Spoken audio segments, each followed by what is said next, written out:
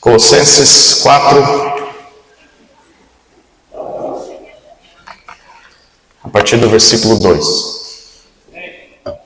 Nessa introdução leremos os versículos 2 até 4, e se Deus permitir terminaremos a carta antes do almoço, antes de vocês irem embora. Acompanhe com fé a leitura da palavra do Senhor. Continuem a orar, vigiando em oração com ação de graças. Ao mesmo tempo, orem também por nós, para que Deus nos abra uma porta à palavra, a fim de falarmos do mistério de Cristo, pelo qual também estou algemado. Orem para que eu torne esse mistério conhecido, como me cumpre fazer.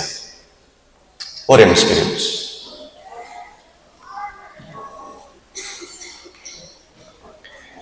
Pai amado, nos conduza na compreensão de Tua Santa Palavra, por meio da ação de Teu Santo Espírito, até chegarmos aos pés de Teu Santo Filho Jesus, onde encontramos a redenção. Assim oramos no nome de Jesus. Amém. Como saber se Cristo está reinando sobre a vida de alguém? Para onde olhamos primeiro? Bom, se Cristo é o Rei Supremo e suficiente, como vimos, esse reinado irá escorrer para os relacionamentos mais comuns. Começando por aquilo que vimos ontem, a partir do capítulo 3, versículo 18. Paulo diz que o Evangelho de Cristo, seu reinado sobre nós, redime as nossas relações na família e no trabalho. Essas eram as duas primeiras áreas que a heresia colossense estava atingindo na vida da igreja. E cá entre nós, são as duas primeiras áreas que as heresias desse mundo atingem a igreja brasileira. O nosso testemunho começa a ser corrompido dentro de casa por causa das coisas que estamos ouvindo que não são Escritura. Isso redunda no trabalho, nosso comportamento perante as pessoas enquanto trabalhamos. Mas vai além disso. O final da carta de Paulo aos Colossenses nos diz que o reinado de Cristo sobre nossas vidas redime também o nosso comportamento no evangelismo e no ministério. No evangelismo e no ministério. A heresia de Colossos, nós já sabemos muito bem qual era. Ela queria tirar a igreja de Cristo somente para Cristo, mais alguma coisa. E o problema era a igreja acabar sendo qualquer coisa menos Cristo. Tudo menos Cristo. O legalismo tinha entrado na igreja. O misticismo pagão havia entrado na igreja. O ascetismo falso, uma falsa piedade havia entrado na igreja. Uma vida de mentira, uma vida dupla. E isso sempre irá afetar o evangelismo e o ministério no reino de Deus. Se o povo de Deus permitir que as heresias entrem disfarçadas de piedade dentro da igreja, o evangelismo dessa igreja e o serviço ao reino de Deus sempre será deformado, sempre será fraco, falho, herético. Ele não tem poder de mudança. Mesmo que o Brasil tenha tantos evangélicos, por que não causamos um avivamento, um impacto poderoso nesse Brasil tão grande? Porque tem muita heresia dentro da igreja.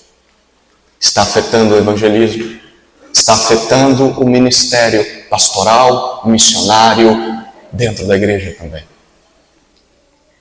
O que Paulo está dizendo é: voltem-se para Cristo somente. A sua soberana suficiência é capaz de mudar o seu evangelismo. Cristo somente. Você não precisa de mais nada.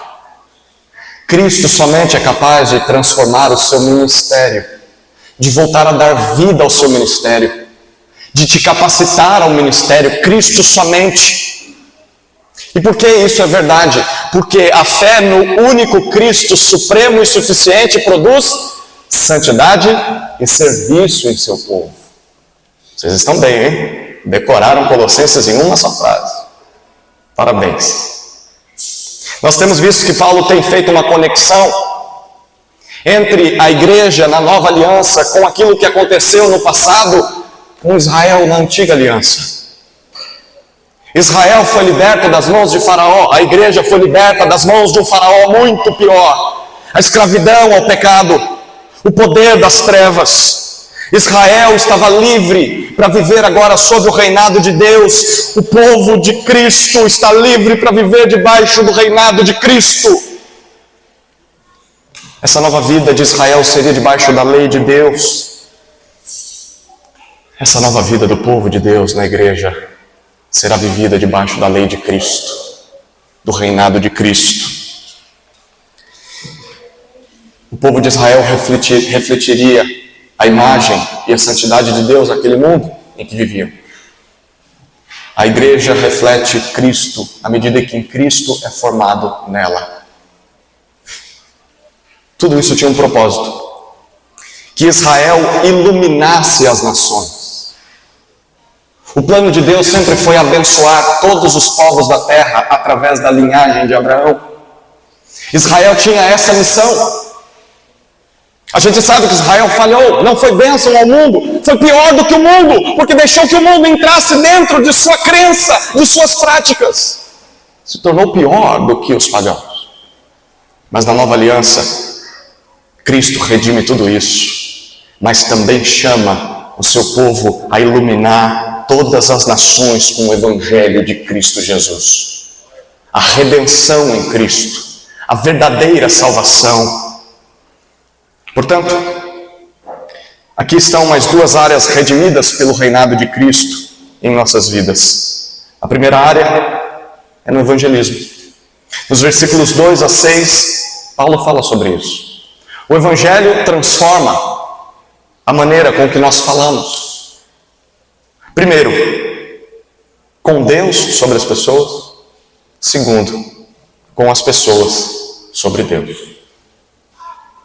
O evangelho transforma como nós falamos com Deus sobre as pessoas. Olhe mais uma vez os versículos 2 a 4.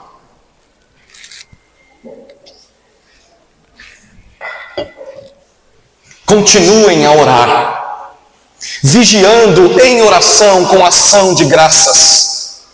Ao mesmo tempo, orem também por nós, para que Deus nos abra uma porta à palavra, a fim de falarmos do mistério de Cristo, pelo qual também estou algemado. Orem, para que eu torne esse mistério conhecido, como me cumpre fazer. Paulo no versículo 2 diz: continuem a orar, perseverem. Isso significa que eles já estavam orando, mas deveriam intensificar ainda mais isso. Persistir com um foco, se manter devotos à oração. Perceba, oração não é uma coisa tranquila. Oração não é natural. A oração é contrária à nossa carne. A nossa carne é autossuficiente, a gente tende a olhar para si mesmo e pensar: não, eu consigo fazer as coisas por mim mesmo. Eu tenho que fazer e acontecer, eu tenho que acordar cedo e resolver as coisas. Se eu orar, eu vou perder tempo. Para continuarmos em oração é necessário esforço. A oração não acontece naturalmente. Como continuar em oração, Paulo? Ele diz: vigiando, com vigilância, em alerta. A imagem que Paulo pinta aqui é de um soldado em serviço. É bem curioso, né? Porque ele está preso. Ele está acorrentado. Pelo seu braço direito há um outro soldado romano. Aquele soldado romano está ouvindo ele. E provavelmente Paulo olha para aquele soldado e diz: continuem alertas em oração. Como esse soldado está alerta, com os olhos desse tamanho, para que eu não fuja. Façam isso com gratidão. Termina o versículo 2. Essa é a forma com que nos mantemos em vigília na oração. Com gratidão. Queridos, a persistência e a vigilância na oração só acontecem quando nós somos gratos. Sem gratidão não há oração que permaneça. Porque se você para de agradecer, você para de se esquecer de que é Deus a fonte de todas as bênçãos. Logo, Deus é tirado da equação. E você começa a olhar para si mesmo e falar, é pelo meu esforço as coisas. E não preciso mais orar. Logo, o resgate, a vigilância está no resgate da gratidão. Senhor, obrigado por me fazer levantar novamente dessa cama. Obrigado por me dar saúde e vigor. Obrigado, Senhor, pelas bênçãos que tem derramado sobre a minha vida através de Cristo. Obrigado, obrigado, obrigado, Senhor, obrigado. E quanto mais agradecemos, mais permanecemos vigilantes, porque lembramos de que não somos capazes de realizar nada sem Ele. Mas isso só acontece por meio do esforço. Oração não é o preparo para um trabalho. Como se, para Deus abençoar o que você fosse fazer, você tivesse que colocar o joelho no chão e orar por 30 segundos, pelo menos, como um mantra. Como um ritual para manipular Deus, para Deus que está cuidando de outras coisas no mundo. E olha lá, ele ajoelhou, então eu tenho que atender ele. Não, você não manipula Deus.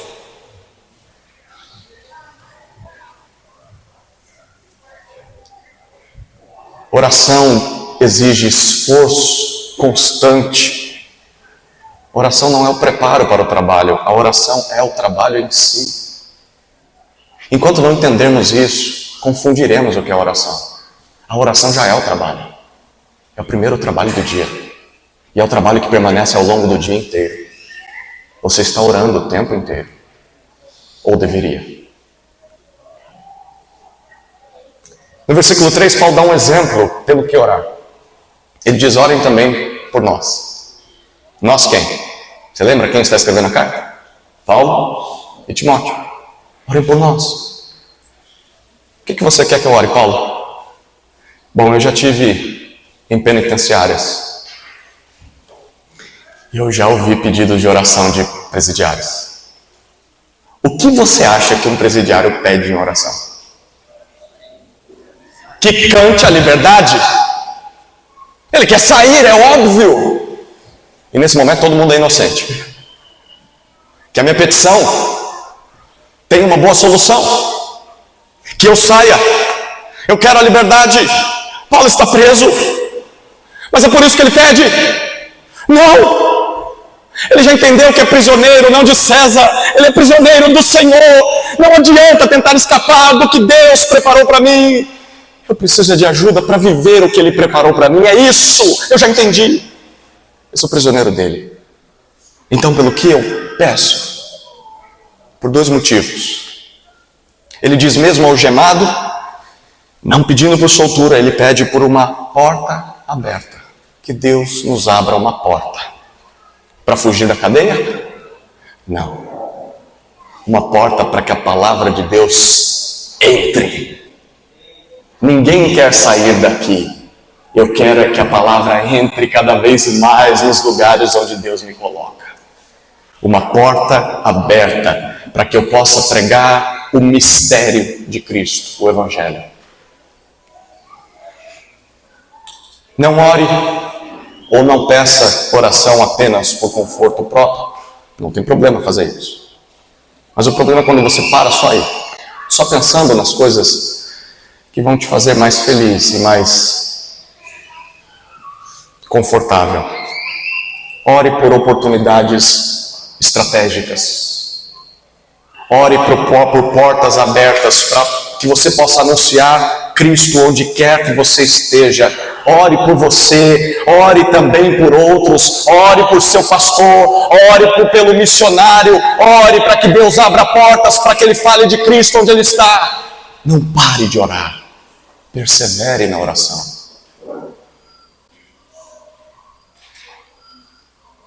O versículo 4, Paulo diz o segundo motivo. Primeiro é para que haja uma porta aberta para eu pregar. Aí Deus abre a porta. Aí Paulo diz: eu não quero entrar pela porta. Eu tenho medo de falar. E agora? Manda outro. Manda outro quem, Paulo? É você que está aí preso. Não tem outro para pregar, não, é você mesmo. Por isso ele pede, olha o versículo 4. Para que eu revele Cristo, como me cumpre fazer. Para que eu descortine Cristo para as pessoas, todas aquelas com que eu me encontro aqui na prisão, outros prisioneiros que estão ao meu lado, visitantes que vêm até mim, soldados acorrentados a mim, comandantes, governadores, autoridades, reis, o imperador César, orem para que eu fale do mistério de Cristo como me cumpre fazer, porque eu devo fazer, mas às vezes é difícil fazer. Paulo sabe que tem de pregar. É a vocação dele. Foi chamado como apóstolo exatamente para isso. Mas ele pede ajuda em oração. Para colocar aquela missão que Deus lhe deu em prática. Queridos, se Paulo pediu oração por isso, é Paulo. Quem somos nós para não fazermos o mesmo? Paulo sabe de sua obrigação, mas ele pede oração. Queridos, me ajudem em oração. Porque tem momentos em que eu não tenho vontade ou coragem de fazê-lo. Que tal sair dessa arrogância, dessa autossuficiência e pedir oração? Deixe as máscaras caírem. Pare de mentir uns aos outros. Pare de fingir que você é mais esperto do que é. Pare de fingir que você é mais poderoso do que é. Pare de fingir que você é mais evangelista do que você é. Deixe as máscaras caírem. Deus não trabalha na mentira. Revele. Gente, eu tenho medo de evangelizar. Eu não sei evangelizar. Orem por mim. Quando uma igreja ora, segundo a vontade de Deus, o que Jesus disse que iria acontecer? Ele responde. Então peça oração à sua igreja, peça oração aos seus irmãos, peça. Não tente andar sozinho. Porque se você tentar, irá cair. Mas também ore. Ore por aqueles que têm uma maior obrigação de pregar toda semana. Ore por seu pastor. Porque eu posso dizer, na condição de servo no ministério pastoral, que há dias em que tudo o que eu queria era ficar num quarto com a luz apagada, dormindo, chorando, fazendo qualquer outra coisa do que pregar. Quando as coisas não estão bem aqui, quando as coisas não estão bem na minha casa, quando eu preciso ser pastoreado, quando houve uma crítica, e quando ouvimos uma crítica mal intencionada, maldosa, parece que a cabeça do crítico fica desse tamanho na plateia. Dá medo até de olhar para aquele lado. Ore para o seu pastor, para que ele seja ousado, independentemente das circunstâncias que ele vive, das críticas que ele tem recebido, que ele seja fiel e apresente Cristo sem medo. Seja fiel ao Evangelho. Todos nós precisamos de coragem para falar daquilo que Deus nos chamou a falar. Obrigado, meu querido. Se o homem trouxe água para mim é porque ele quer que eu fale bastante.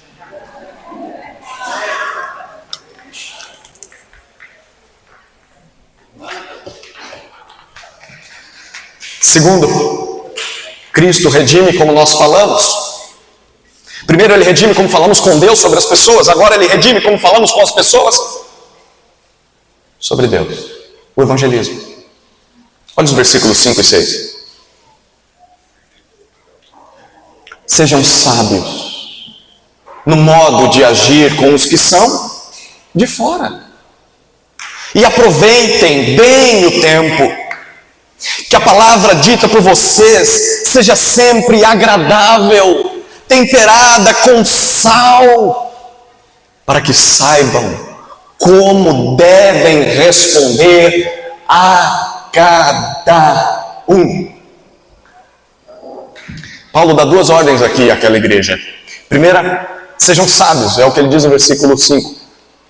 Ou sejam prudentes na maneira de se comportar, de andar, de viver nesse mundo. Andem com sabedoria, sejam sábios. Com quem? Com os de dentro ele já falou. Com a família, com a igreja ele já falou. Mas agora ele está falando com os de fora, com os descrentes, com os ímpios, aqueles que têm os seus deuses, aqueles que não acreditam em Cristo. Sejam sábios com os gentios, com os judeus, com os servos, os senhores, os pequenos e grandes, os vassalos e as autoridades superiores, todos. Sejam sábios. Como nós somos sábios no nosso modo de viver? Paulo diz no versículo 5, aproveitando bem cada oportunidade, ou remindo o tempo. A palavra que Paulo usa para oportunidade ou tempo significa situações do cotidiano. Paulo está falando como nós somos sábios com os de fora em nosso comportamento, comprando de volta cada situação, remindo cada situação de forma estratégica. Por quê, Paulo? Porque tudo que os nossos antigos escravizadores, Satanás, os demônios, o pecado, tudo que os nossos antigos senhores querem é que vivamos a nossa vida cristã apenas de maneira privada, sem trazer isso para fora, para a esfera pública, para discussão sobre tudo que rege a vida. Creia em Jesus no seu quarto. Aqui fora não. Como é que Cristo me transforma e não vai me transformar na vida pública? É impossível, não tem como eu ficar calado. Ele é rei sobre tudo e todos, não só sobre o meu quarto. Então a rotina e os assuntos da época, da moda, as últimas notícias, o que está acontecendo do outro lado do mundo, tudo isso ajuda a roubar os temas dos nossos encontros com as pessoas de fora. Tudo vira assunto, o clima vira assunto, o futebol vira assunto, a política vira assunto, mas nada de evangelho. E a gente fica ali, vai chegar uma hora em que eu vou falar de Cristo, vai ter oportunidade, mas a oportunidade nunca chega. Por quê? Porque o tempo está escorrendo pelas suas mãos, as oportunidades estão saindo, indo embora. E Paulo diz, compre de volta, resgate essas oportunidades. Se você deixar a situação por conta própria, dificilmente falará de Cristo, porque as pessoas não querem ouvir de Cristo. Nós precisamos resgatar essas oportunidades para falar de Cristo. É por isso que precisamos de sabedoria, não é? Nós falamos mais alguns dias antes aí sobre a função de um professor cristão. Ele é cristão e depois professor. Ele tem que dar aula. Ele tem que chegar lá e transformar a sala de aula numa igreja. Ele tem que dar aula. Ele tem que ser sábio. O trabalho dele não é pregar, pelo menos não dentro da sala de aula. Ele vai dar a aula, mas não tem como ele abandonar os pressupostos que ele tem. A maneira de ver os seus alunos, a maneira de interpretar a história, a geografia, a matemática, o português. É impossível. Então ele precisa de sabedoria. Sabedoria. Conhecer cada vez mais onde ele está. E conhecer cada vez mais onde a oportunidade está. Versículo 6, Paulo dá a segunda ordem. Saibam falar com todos. Basicamente é isso que ele diz. Ele diz que a sua conversa, a palavra dita por vocês, seja sempre agradável. A palavra traduzida por agradável é a mesma que graça. Seja uma palavra sempre graciosa. Segundo, seja sempre uma palavra temperada com sal. Você não vai andar com saleiro no bolso não, tá? Então, como eu estava falando, não, o sal sempre teve função de tempero. É difícil comer comida sem sal, né? Mas também comida com muito sal é duro também, não é? Não pode perder a mão. Minha esposa lá em casa está perdendo muita mão no sal. Aí ela fala para mim, vê se o sal tá bom, só que ela já pôs o sal. Meu amor, acabou o sal da casa? Por quê? Porque você colocou tudo aqui dentro. Mas eu como e agradeço. O sal serve para temperar. Tem que ter equilíbrio. Mas a funcionalidade do sal é muito além do tempero. Naquela época o pessoal não tinha geladeira, não. E tem muitos rincões desse Brasilzão que as pessoas também não têm, não. Como é que você guarda a carne? Hã? Você salga a carne, não é? Talvez foi daí que surgiu a carne de sol. Olha, eu estou para dizer, é a coisa mais gostosa que eu já comi no Piauí. Carne de sol. Que delícia. Que delícia. Quando vem para cá e não como, eu fico triste. A gente põe sal para que a carne não apodreça, para que ela seja preservada. Pois é, era assim que o sal era usado naquela época. E o que Paulo está dizendo é que o cristão não deve ser conhecido pelas fofocas ou por palavras vãs. Ele diz: a sua fala deve dar sabor, sim. Deve provocar nas pessoas sede de Deus. Essa pessoa tem vida. Nos seus olhos eu vejo vida. Como é possível ela ter vida? Eu quero isso para mim também. Me conte mais sobre isso. Aí você interpreta. Como será a minha postura na sala de aula? Jogue sal. A hora que ficar com sede, aí é a hora de conversar. Mas provavelmente não vai ser no ambiente de sala de aula. Aí são outros 500, não são?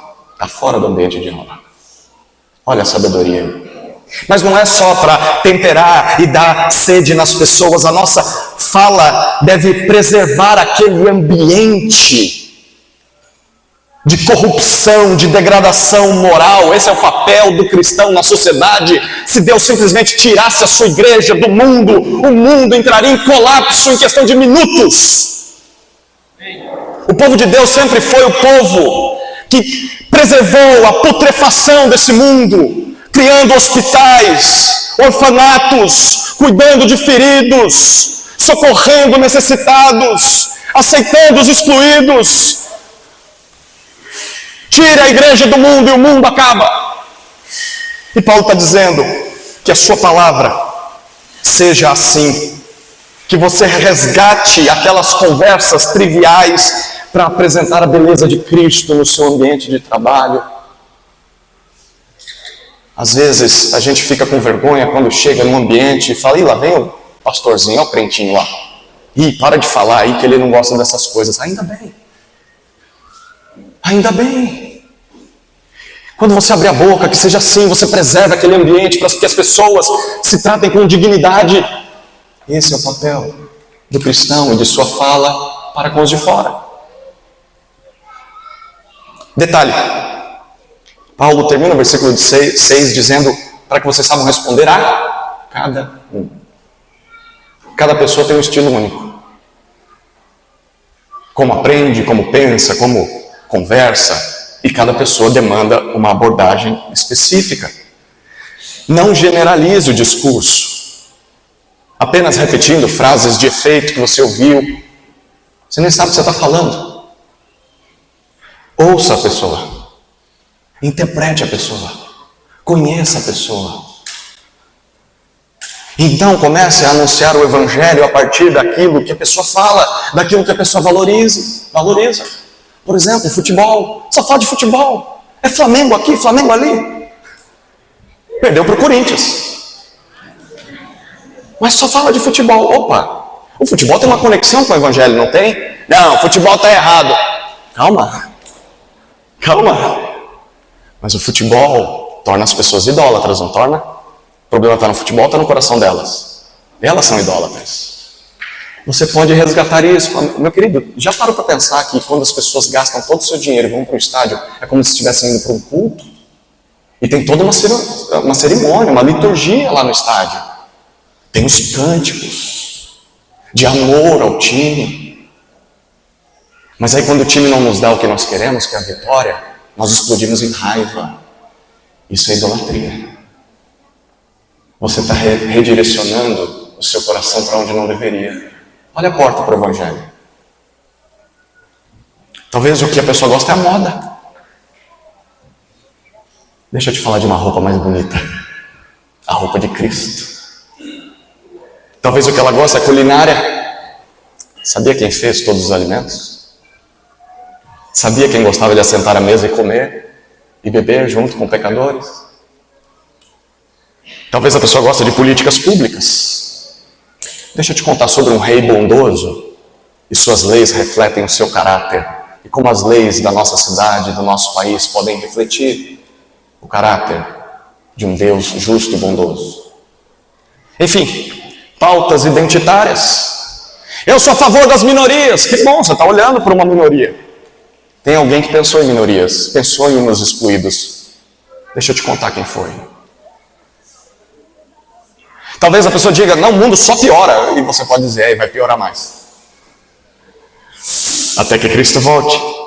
A corrupção lá em Brasília, mas também tem corrupção no nosso coração, não tem? Quando a gente recebe um troco a mais e... a corrupção está aqui também. Cristo tem a ver com tudo isso. Cristo é Senhor sobre todas as coisas, então conheça Cristo e conecte Cristo para aquela pessoa. Seja sábio, sábio. Essa é a primeira área que Cristo redime o nosso evangelismo. A segunda área que Cristo redime é o nosso ministério. A partir dos versículos 7 até 18, Paulo apresenta, resumidamente, eu vou destacar pelo menos 5 atitudes que Cristo redime quando nos submetemos a seu reinado perante a igreja, perante o ministério, perante a missão de Deus nessa terra. Primeira atitude, onde Cristo reina, Ele redime o ministério dando encorajamento. Olha os versículos 7 e 8.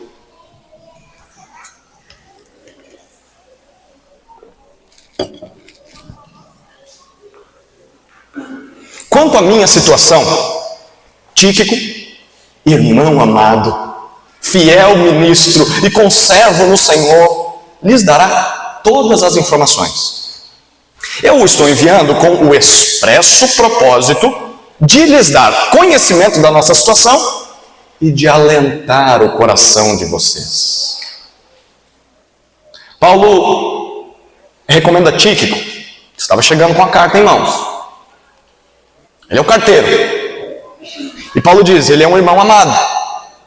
A primeira característica que Paulo destaca. É assim que Cristo nos faz olhar uns aos outros quando Ele reina sobre a igreja. A primeira coisa que eu vejo no outro, antes de mais nada, é um irmão. Irmão amado. Tem gente que não consegue se apresentar sem antes dizer, qual é o seu nome? Pastor fulano de tal. Nossa, seus pais sabiam que você seria pastor desde o ventre e colocaram o nome pastor. Eu não conhecia alguém chamado pastor. Missionário fulano de tal. Eu entendo que você quer se identificar, mas a primeira coisa, irmão. Somos irmãos. Se nos esquecemos disso, todo o resto começa a cair. Porque já estamos colocando degraus para dizer, eu estou aqui. Você está aí. Não, somos irmãos. Irmão amado. Tíquico é um irmão amado. Mas não só isso, ele é um fiel ministro. E a palavra ministro é a tradução do termo grego diáconos. Ele é um fiel diácono. Ele é um servo confiável. Se o seu pastor estivesse escrevendo de você, ele diria isso sobre você? Primeiro, ele te confiaria uma missão dessa? Mandar uma carta para alguém? E diria, ó, isso aí é confiável, viu? Pode confiar nele. Depois você pergunta para o seu pastor, tá? E terceiro, ele diz, é conservo no Senhor. Nós somos escravos, dulos, juntos. Eu não sou senhor sobre Tíquico, não. Nós servimos juntos a um Senhor.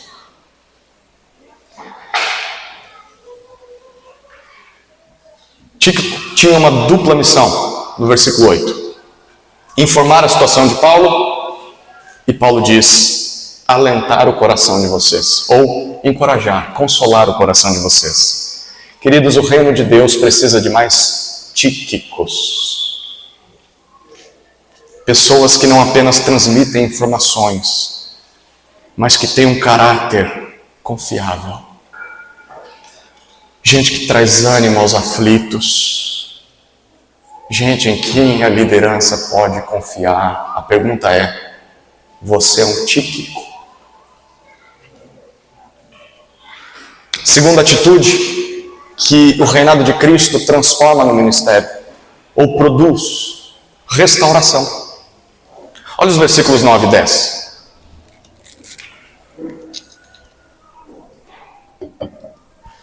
Com ele estou enviando Onésimo, o fiel e amado irmão, que é da igreja de vocês. Eles contarão a vocês tudo o que está acontecendo aqui. Aristarco, que está preso comigo, manda saudações. E também Marcos, primo de Barnabé. A respeito dele vocês já receberam instruções. Se ele for até aí, recebam-no bem. Onésimo nós vimos ontem, né? Ele era o escravo fugitivo do pater familias de Colossos, um dos, Filemão. Mas Paulo diz, ele é fiel, ele é confiável agora, que Cristo transformou. Ele é amado irmão, ele é crente, ele é membro da família, na fé. Para o mundo romano, Onésimo era um objeto apenas. Podia ser tratado de qualquer maneira.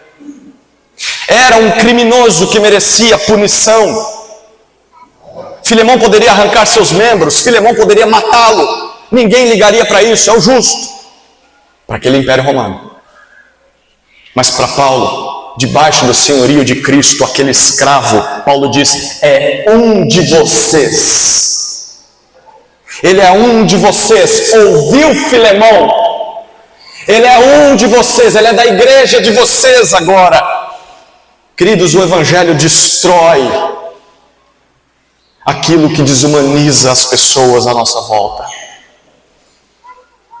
E coloca um escravo sentado à mesa junto com a família. Em Cristo, aquele escravo inútil torna-se um irmão indispensável. O reino restaura identidades, restaura relacionamentos rompidos pelo pecado. Em Cristo não há mais barreiras étnicas, sociais que nos separam. Cristo é tudo, Cristo está em todos. Cristo acaba com o preconceito, acaba com a xenofobia, acaba com o racismo, acaba com a segregação. Cristo é tudo, está em todos. Vocês são irmãos. Isso é o que vocês são. Não interessa de onde vieram, não interessa como é o cabelo, não interessa a tonalidade da pele, não interessa se é alto, se é baixo, se tem dinheiro, se não tem. Todos são irmãos.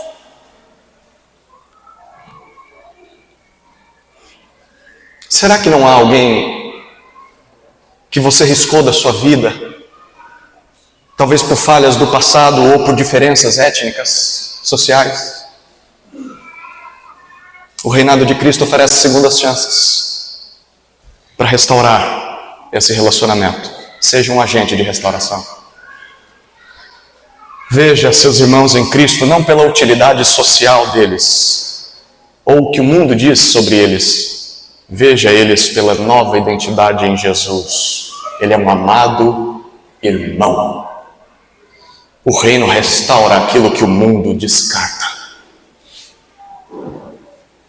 No versículo 10, Paulo cita Aristarco, também está preso com ele.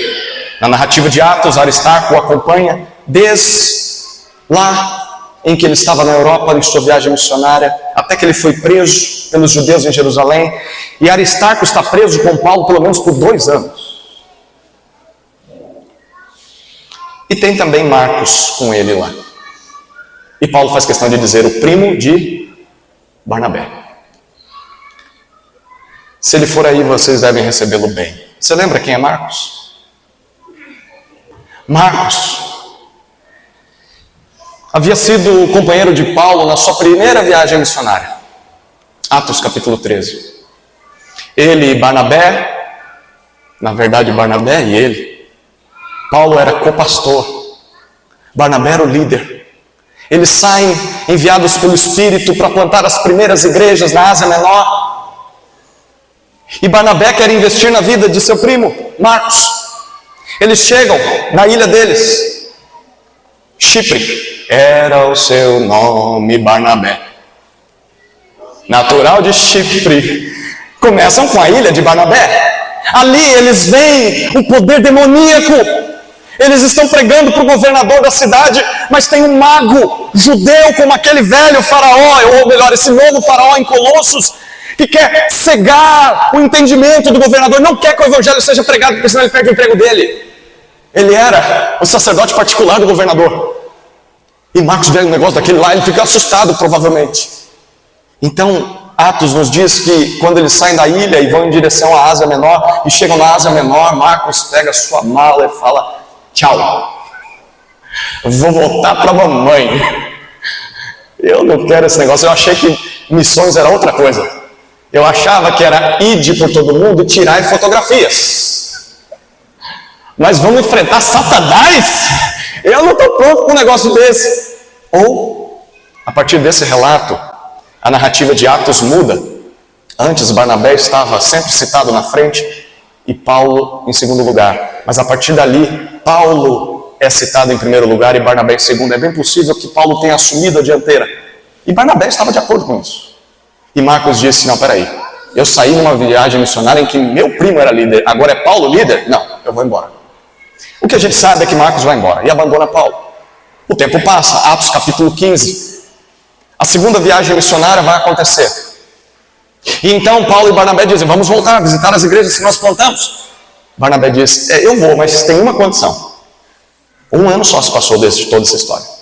Eu queria mandar um WhatsApp lá para Jerusalém, para que o meu primo Marcos nos acompanhe. Eu quero investir na vida dele, Paulo, como eu investi na sua. Quando ninguém acreditava em você, eu fui lá e disse que você tinha se convertido mesmo, lembra? Você era perseguidor da igreja. Eu investi em você, eu trouxe você aqui para Antioquia.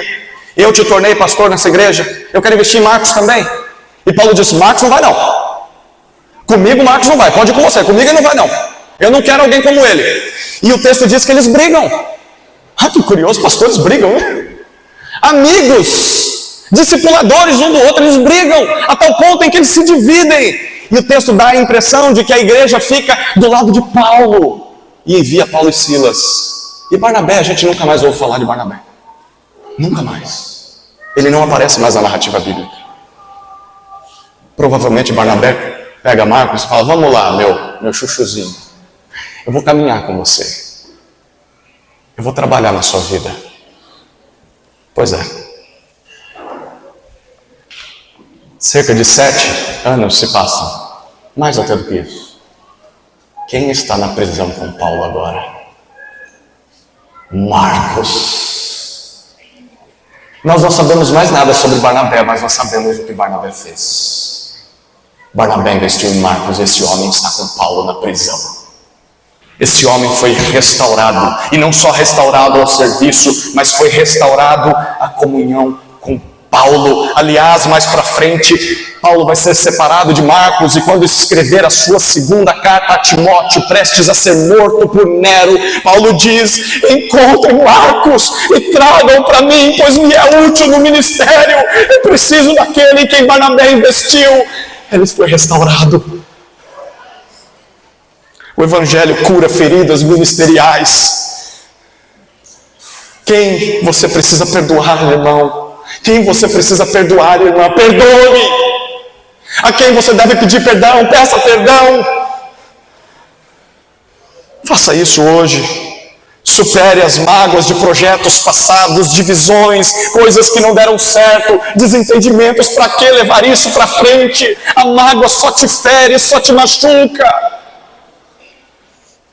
Terceira atitude que Cristo produz no ministério, versículo 11. Cooperação. Olha o que Paulo disse.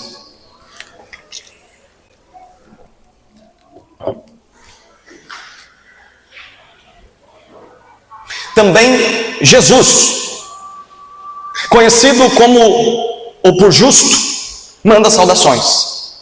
Estes são os únicos da circuncisão que cooperam pessoalmente comigo pelo reino de Deus. Eles têm sido o meu consolo.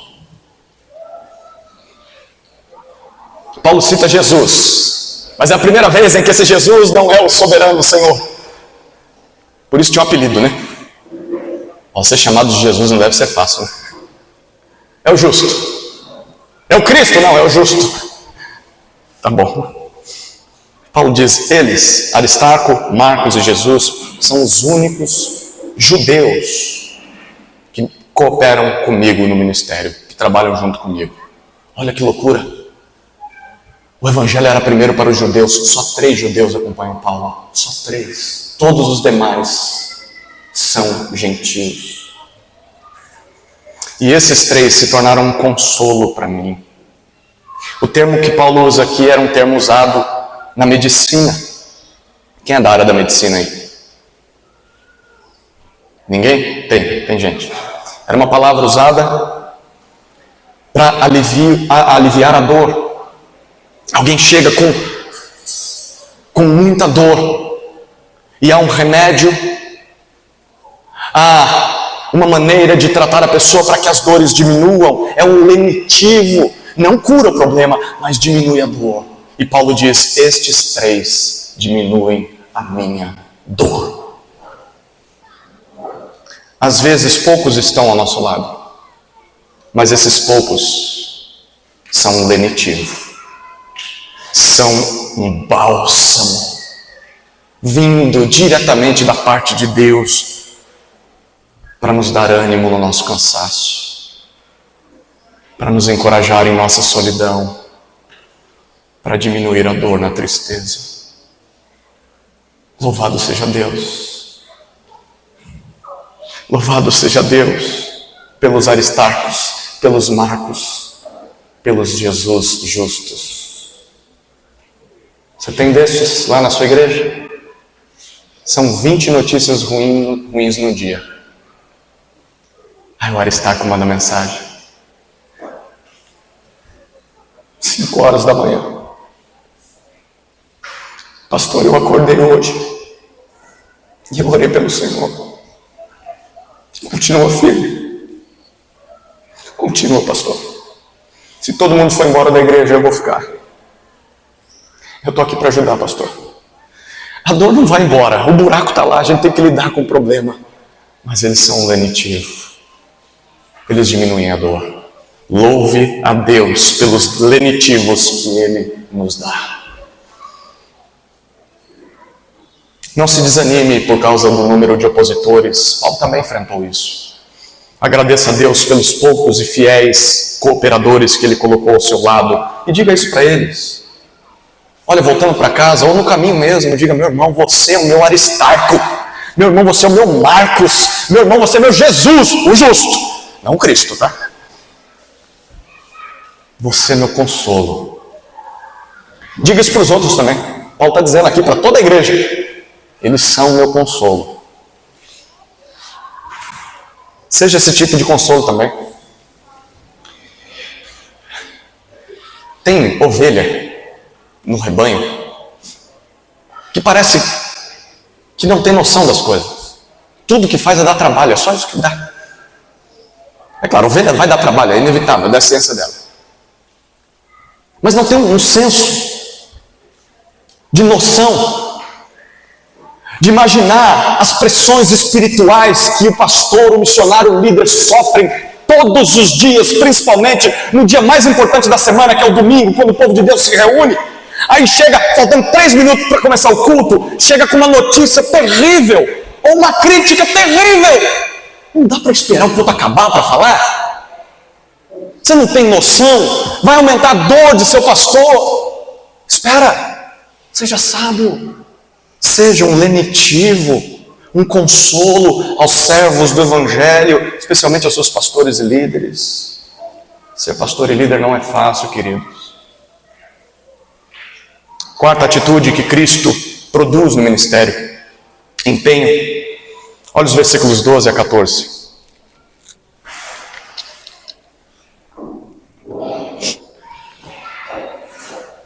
Epáfras, que é da igreja de vocês, manda saudações. Ele é um servo de Cristo Jesus, que está sempre lutando por vocês em oração. Para que vocês se conservem maduros e plenamente convictos em toda a vontade de Deus.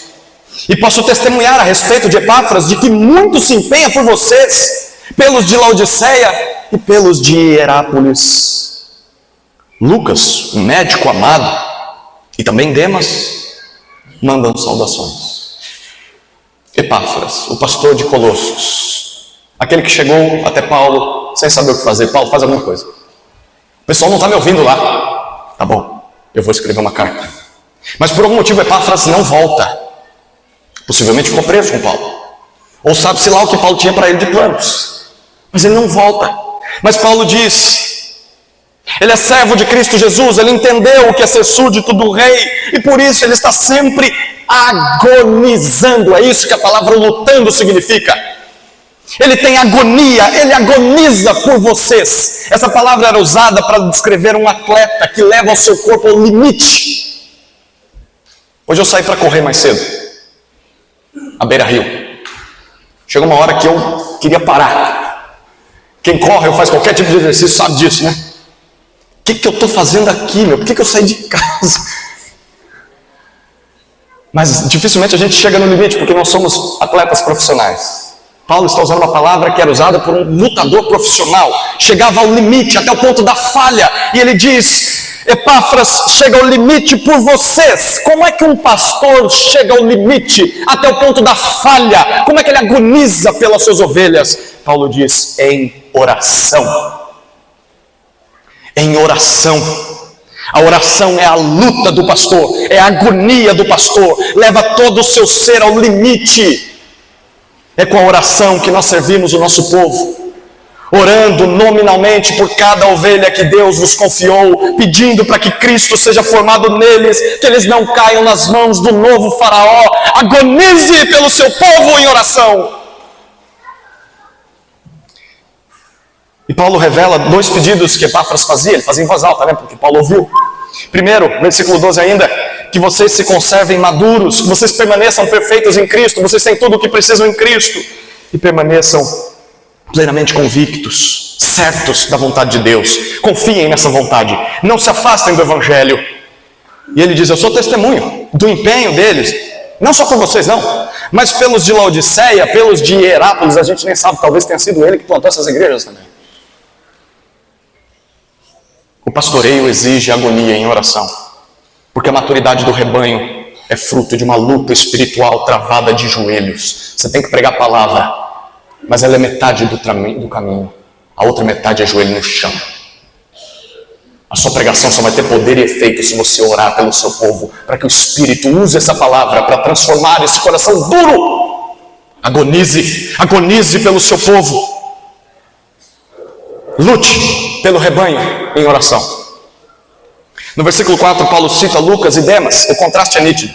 Lucas, Paulo diz, é o médico amado.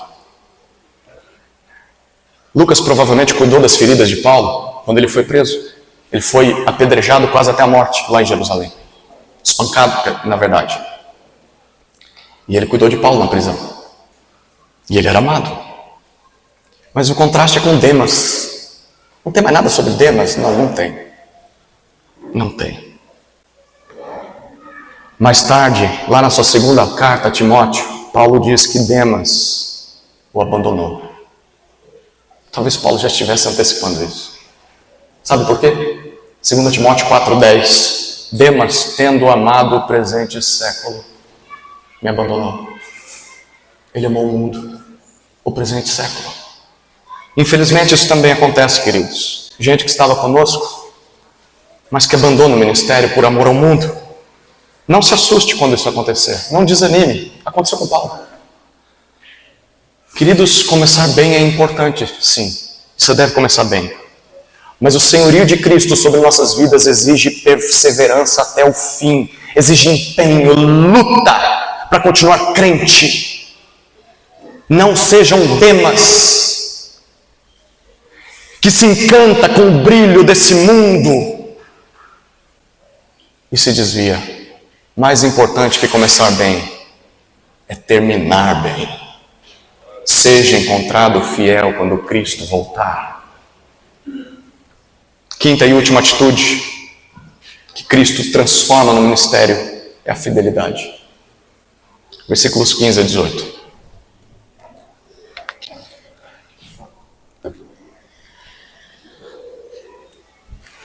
Saúdem os irmãos de Laodiceia, bem como Ninfa, e a igreja que se reúne na casa dela. E depois que esta carta tiver sido lida entre vocês, façam com que seja lida também na igreja dos laodicenses. E vocês leiam também a carta que vier de Laodiceia. E digam a Arquipo: atente para o ministério que você recebeu no Senhor, cumprindo bem a sua tarefa. A saudação é de próprio punho. Paulo. Lembrem-se das minhas algemas. A graça esteja com vocês. Paulo manda saudações à igreja de Laodiceia nos versículos 15 e 16. Manda eles compartilharem suas cartas. Ele escreveu uma carta aos laodicenses. A gente não sabe qual que é. Alguns dizem que é a carta aos Efésios, mas não dá para ter certeza.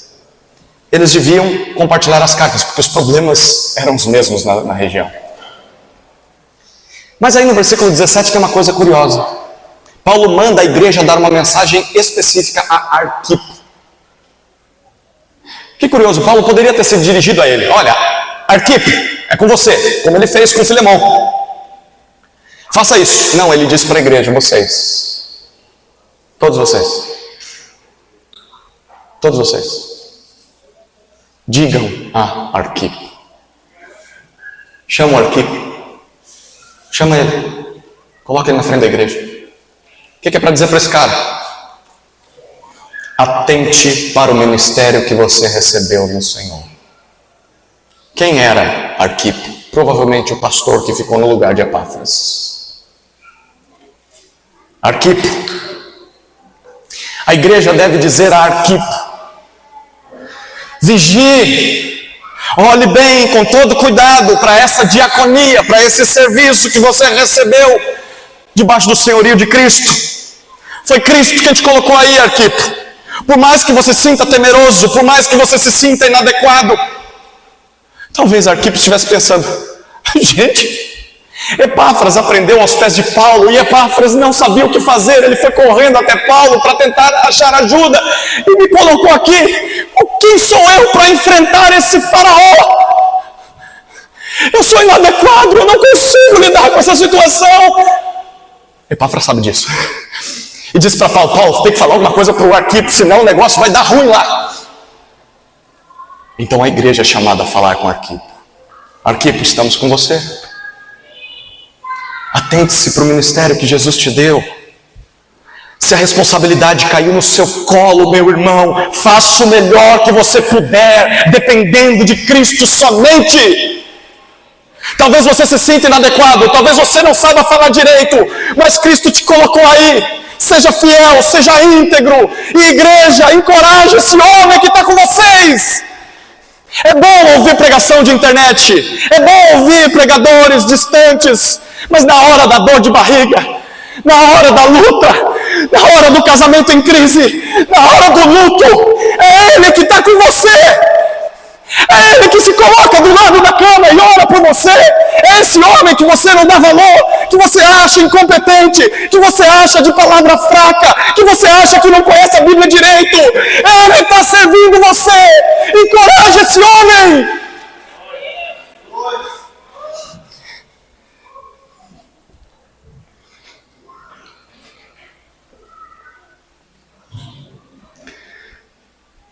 Talvez você seja o Arquipo. Recebeu algum ministério do Senhor, mas está pensando em largar. Não deixe esse ministério de lado.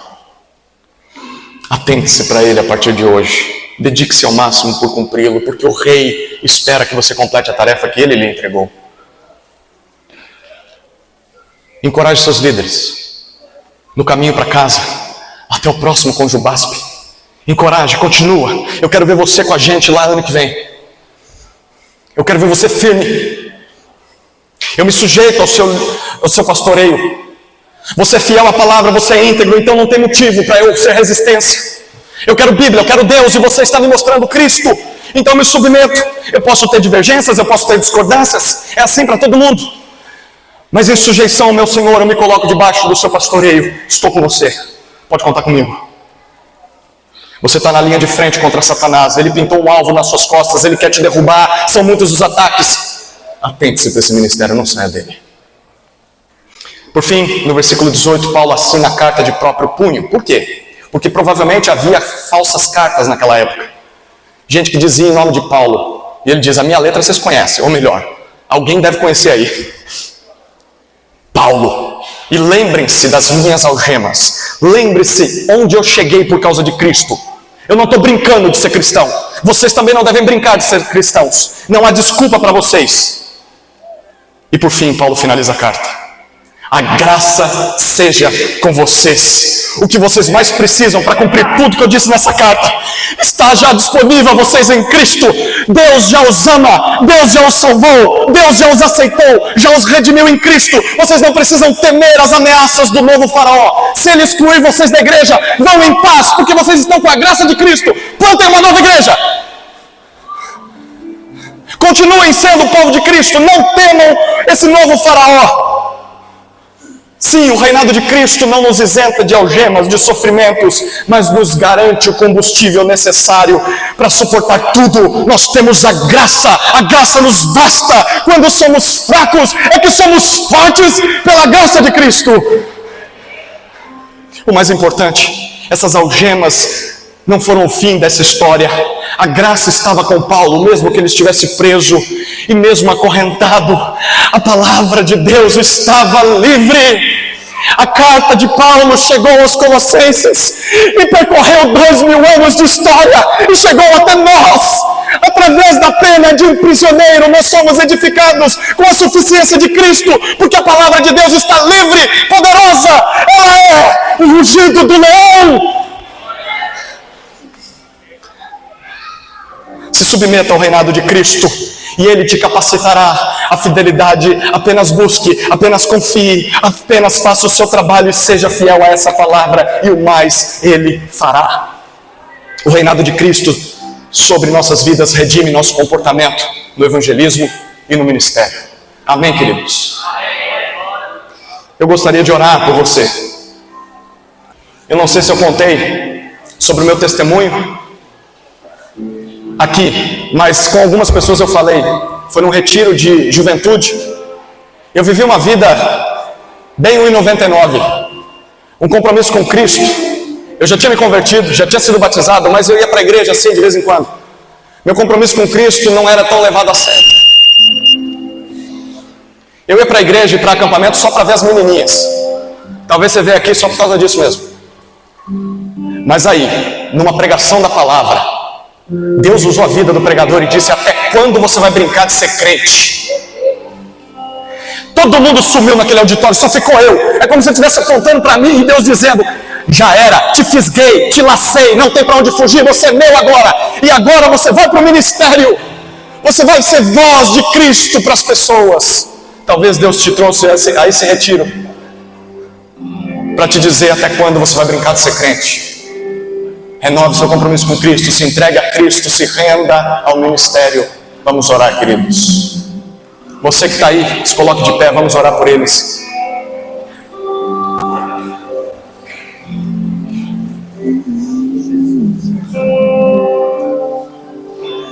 Pai amado, nós te louvamos pela tua palavra, pelo poder do Evangelho que nos alcançou, pelo Cristo supremo e suficiente que nos foi apresentado nesses dias, e pelo efeito que o Evangelho produziu no coração de todos nós ao longo desses dias. Senhor, oramos para que esse Evangelho frutifique e cresça através do coração de cada um aqui à frente. Que o compromisso que eles estão assumindo diante do Senhor seja vitalício, seja por toda a eternidade. Que a partir de hoje, Senhor, eles se vejam como servos de Cristo, como escravos, mesmo que sejam aprisionados, mesmo que sofram, mesmo que um novo faraó os ameace, que eles não temam, que eles perseverem confiantes na graça, submissos à sua palavra, que eles se envolvam com sua igreja local, que eles sejam boca do Senhor para esse mundo. Use-os, Senhor, para o seu reino. Paulo ficou preso, Paulo acabou morrendo, Paulo já está contigo, mas a sua palavra permanece para sempre, chegou até nós. E um dia, Senhor, nós também passaremos, se Cristo não voltar. E que essa nova geração leve o Evangelho à próxima geração, para que a próxima geração faça isso com a outra geração. E assim, Senhor, o Evangelho de Cristo atinja todos os cantos da terra, até que a Tua glória cubra a terra como as águas cobrem o mar, até o retorno do Senhor em glória. É a nossa oração que fazemos no nome do Cristo, que é suficiente para a sua glória. Amém e amém.